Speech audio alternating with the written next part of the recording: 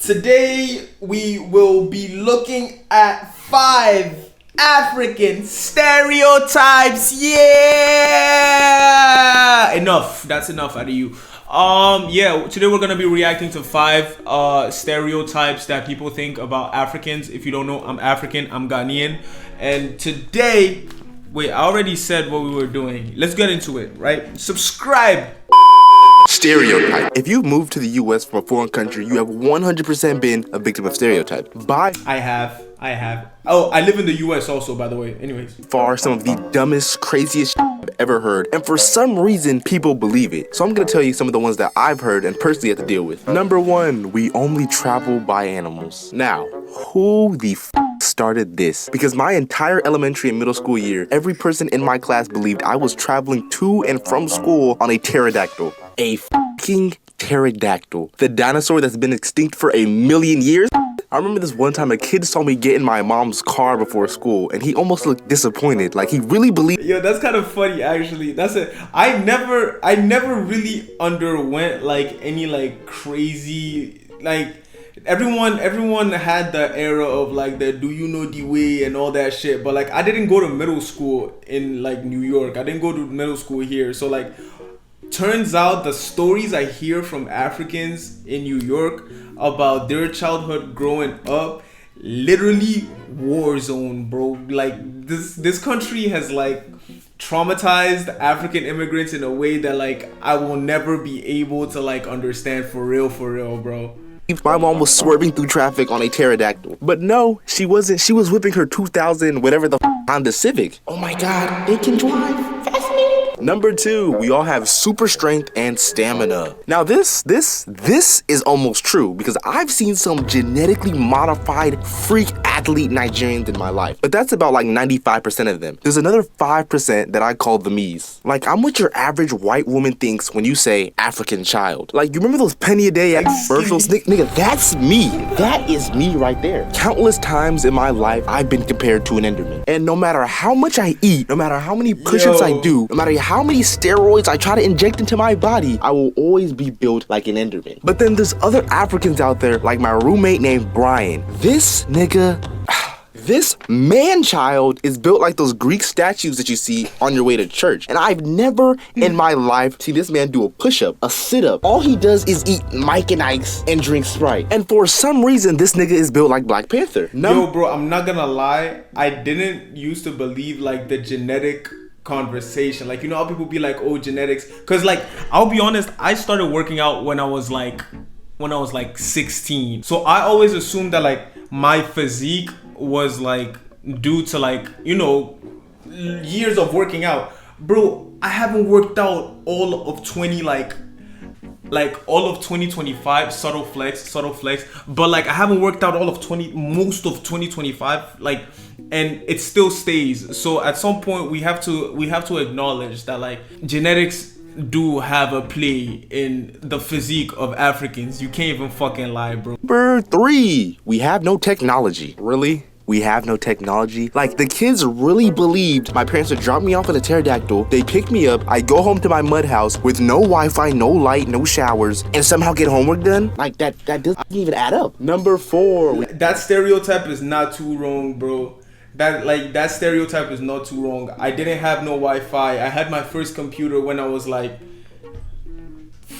13, but I had no Wi-Fi. So like, and my computer was riddled with fucking viruses. It was slow as shit. Yeah, the tech part is not the best. You know, I don't have a fucking like, I didn't have like I didn't have the basic shit, bro. I honestly didn't have the basic shit growing up. It's not like I didn't have light, you know, and sometimes there'd be power outages and the water also would cut sometimes, but like it wasn't like that, bro. It wasn't as bad as it sounds. You only wear traditional attire. Now let me explain how every conversation about this stereotype went. Whoa, what are you wearing? A regular shirt? What happened? Where's like your real clothes? My real clothes? Yeah, like your lion hats and your zebra shirts. Nah, lion hats is crazy, bro. I'm not even gonna hold you. Elephant tusk crowns. Like niggas really expect me to show up to school looking like a Nigerian warlock. Number 5, everyone speaks in cliques. Honestly, I can't even tell you how many times this exact situation has happened to me. Yo, bro, No, are you not the African? clicking, Yeah, not the I'm actually from clicking. Nigeria. Wait, shut up, nigga. Can you speak African? I mean, like, that's not really... Stamina. What did I say?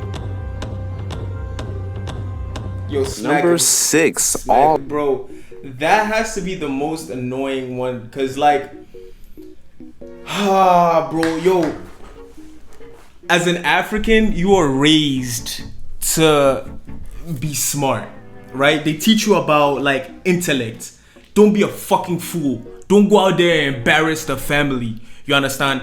And you are put in America where there are other black people that are acting a fool and embarrassing their families. So like, it's just so weird, because then I'm like, now it's like you're clicking in my face, but if I slap you, you understand? I think I've had this on my chest for a long time.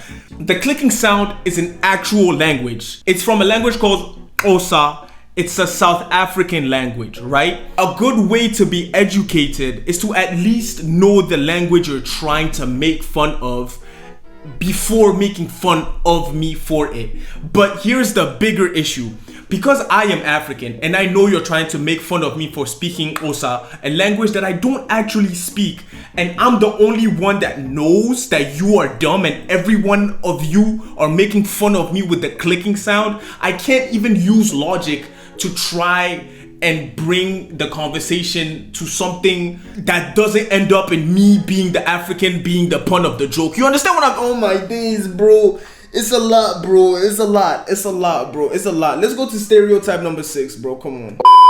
Alright guys, I want to take a quick break to give a shout out to our sponsor, me. How the f is 99.7 of you guys not subscribed? I'm sponsoring this video. DVD. Subscribe. Why are you not subscribed? I can't figure it out. I can't do the math. The point is, there's a lot of you guys that aren't subscribed. Subscribe. Let's get back to the video.